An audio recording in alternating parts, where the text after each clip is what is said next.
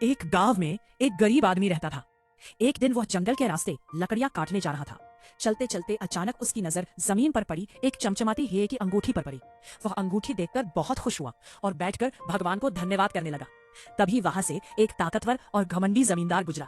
उसकी नजर गरीब आदमी के हाथ में हीरे की अंगूठी पर पड़ी।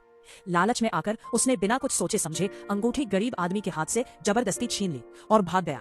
गरीब आदमी बेबस होकर वहीं बैठकर रोने लगा। उसने किसी से बदला लेने की नहीं, बल्कि भगवान से प्रार्थना की, हे भगवान, इस आदमी ने मुझ पर अपनी ताकत दिखाई है, अब आप इसे अपनी ताकत दिखाइए।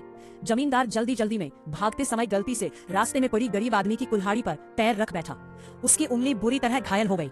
वह वैद्य के पास गया, मलहम पट्टी करवाई, लेकिन कुछ दिनों बाद जख्म और गहरा हो गया। वेद ने कहा कि उंगली काटनी पड़ेगी, नहीं तो जहर फैल जाएगा। मजबूरी में जमींदार ने उंगली कटवा दी।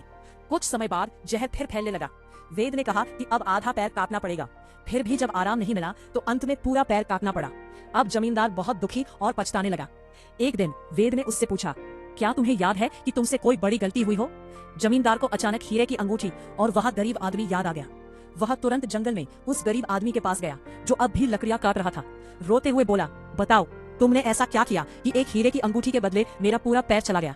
गरीब आदमी ने शांत स्वर में कहा, मैंने कुछ नहीं किया, बस भगवान से प्रार्थना की थी कि जिसने मुझ पर अपनी ताकत दिखाई है उस पर आप अपनी ताकत दिखाइए। यह सुनकर जमींदार की आंखों से आंसू बहने लगे। उसे अपनी गलती का एहसास हुआ। उसने हीरे की अंगूठी गरीब आदमी को लौटा दी और उससे माफी मांगी।